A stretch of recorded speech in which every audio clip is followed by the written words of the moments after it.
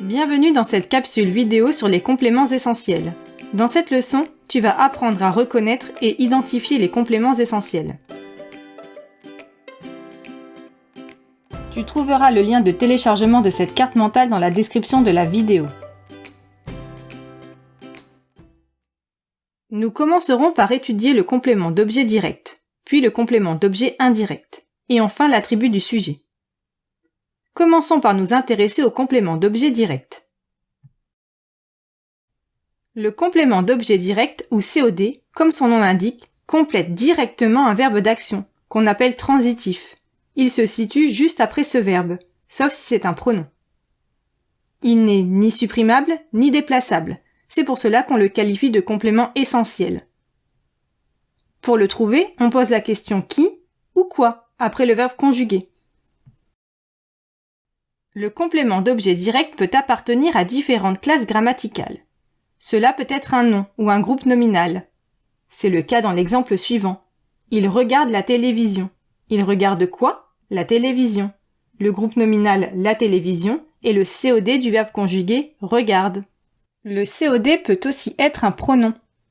Prenons la phrase « Les fleurs que je sens sont magnifiques ». Je sens quoi? Les fleurs.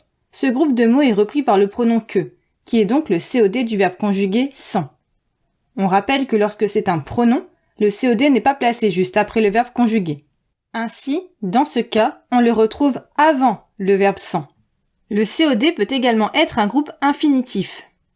Voici un exemple. Elle souhaite prendre des vacances. Elle souhaite quoi? Prendre des vacances. Le groupe infinitif prendre des vacances et le COD du verbe conjugué souhaite. Attention! Ici, il faut bien se rappeler de poser la question qui ou quoi, juste après le verbe conjugué, et non pas après le verbe à l'infinitif. Enfin, le COD peut être une proposition subordonnée. Prenons un dernier exemple. Papa ne sait pas s'il sera présent au spectacle. Papa ne sait pas quoi s'il sera présent au spectacle. Cette proposition subordonnée est donc le COD du verbe conjugué c'est. Nous avons vu comment reconnaître le complément d'objet direct. Regardons maintenant de plus près le complément d'objet indirect.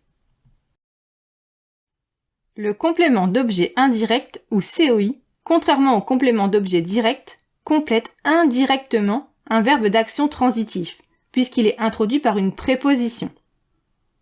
Il n'est ni supprimable ni déplaçable. C'est pour cela qu'on le qualifie également de complément essentiel. Pour le trouver, on pose la question à qui, à quoi, de qui ou encore de quoi, après le verbe conjugué.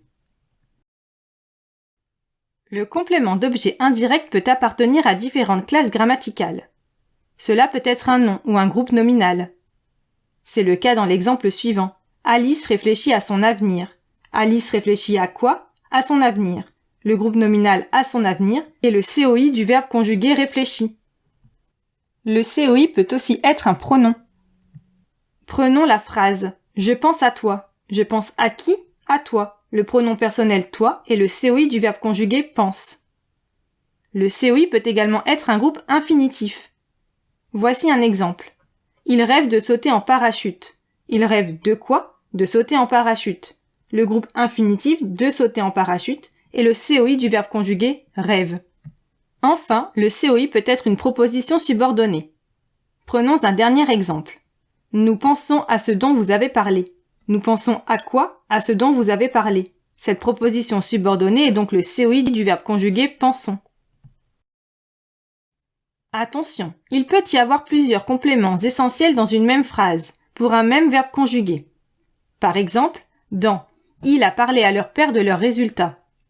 On peut poser la question « Il a parlé à qui ?»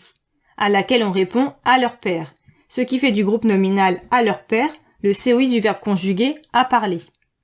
Mais on peut aussi poser la question « Il a parlé de quoi ?» à laquelle on répond « de leurs résultats », ce qui fait du groupe nominal « de leurs résultats » un autre COI du verbe conjugué « a parlé ». Maintenant que nous avons étudié le complément d'objet direct et le complément d'objet indirect, intéressons-nous à l'attribut du sujet. L'attribut du sujet complète un verbe d'état, comme être, paraître ou encore sembler. Il qualifie le sujet et s'accorde en genre et en nombre avec ce dernier. Comme le COD et le COI, il n'est ni supprimable ni déplaçable. L'attribut du sujet peut appartenir à différentes classes grammaticales. Cela peut être un adjectif. Prenons la phrase « Cette fille paraît gentille ». L'adjectif « gentille » complète le verbe d'état « paraît » pour qualifier le sujet « cette fille ». Il s'accorde avec ce sujet, c'est-à-dire au féminin singulier. L'attribut du sujet peut aussi être un pronom. Prenons un exemple. Elle ne ressemble pas à cela.